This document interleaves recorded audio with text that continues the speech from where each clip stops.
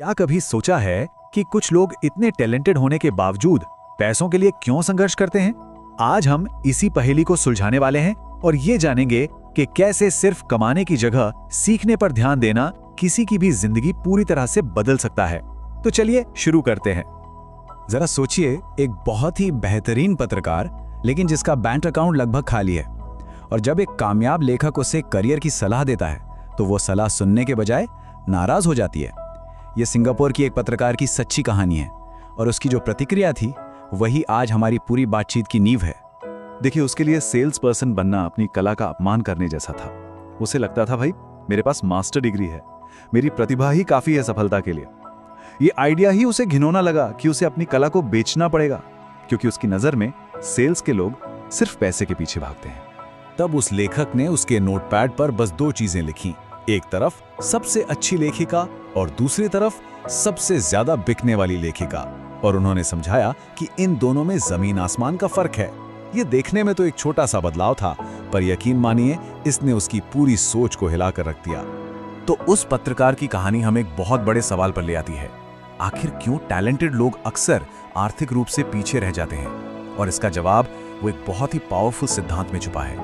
एक बहुत मशहूर बिजनेस कंसल्टेंट की एक बात है, वे महान धन से सिर्फ एक कौशल दूर हैं। जरा सोचिए, किसी की प्रतिभा और उसकी चुरांतिक सफलता के बीच बस एक और स्किल, एक और हुनर का फासला हो सकता है। सवाल यह है कि क्या वो एक हुनर सीखने की तैयारी है? इसे कहते हैं सिनर्जी स्किल्स। पता है ये कैसा है? ये बिल्कुल एक पहेली के टुकड़ों की तरह है। अकाउंटिंग पैसों का हिसाब रखना सिखाती है, इन्वेस्ट उसे बढ़ाना सिखाता है, मार्केटिंग आपके काम को लोगों तक पहुंचाती है, और कानून आपकी रक्षा करता है। और जब ये सारे टुकड़े एक साथ जुड़ जाते हैं ना, तो बनती है एक ऐसी मजबूत वित्तीय शक्ति जिसे कोई हिला नहीं सकता। हमारे स्कूल कॉलेज हमें क्या सिखाते हैं? यही कि किसी एक चीज में माहिर बन जाओ, एकदम स्पेशलिस्ट। लेकिन जरा सोचिए, क्या हो अगर कामयाबी का असली राज बहुत सारी चीजों के बारे में थोड़ा थोड़ा जानने में छिपा हो? लेखक के मेंटोर ने बिल्कुल यही सलाह दी थी, स्पेशलिस्ट बनने के बजाय एक जनरलिस्ट बनो। अब मन में ये सवाल आ सकता है कि ये सब बातें सुनने में तो बहुत अच्छी लगती हैं, पर क्या ये असल में काम करती हैं? तो चलिए खुद लेखक के करियर पर ही एक नजर डालते हैं, जो इस सिद्धांत का एक जीता जागता सबूत है। उन्होंने हर नौकरी को एक मिशन की तरह देखा। स्टैंडर्ड ऑयल में उन्होंने इंटरनेशनल बिजनेस के दांव पेंच सीखे, मरीन कॉर्प्स ने उन्हें एक लीडर बनाया, और फिर जेरोक्स में उन्होंने अपने सबसे बड़े डर का सामना किया, सेल्स का, बेचने का। हर एक कदम, भले ही उसमें सैलरी कम क्यों ना हो, उन्हें एक नए कीमती स्किल से लैस कर रहा था। तो ये असल में दो अलग अलग रास्तों की कहानी है। एक रास्ता था जॉब सिक्योरिटी का, नौकरी की सुरक्षा का, जो उनके पढ़े लिखे पिता ने चुना, और दूसरा रास्ता था सीखने का, लगातार सीखने का, जो उनके अमीर पिता ने सिखाया। और लेखक ने कौन सा रास्ता चुना? उन्होंने दूसरा रास्ता चुना। अब एक ऐसा उदाहरण देखते हैं जो है तो बहुत सिंपल, लेकिन इतना गहरा है कि वो सोच को बदल सकता है। इससे पता चलेगा कि क्यों सिर्फ टैलेंटेड होना ही काफी नहीं होता। एक सवाल है जो सोचने पर मजबूर करता है, क्या कोई मैकडॉनल्ड्स से बेहतर हैमबर्गर बना सकता है? ज्यादातर लोगों का जवाब होगा हाँ बिल्कुल, और शायद वो सही भी हो। तो फिर सवाल ये उठता है कि मैकडॉनल्ड्स दुनिया की सबसे बड़ी फूड चेन बना कैसे?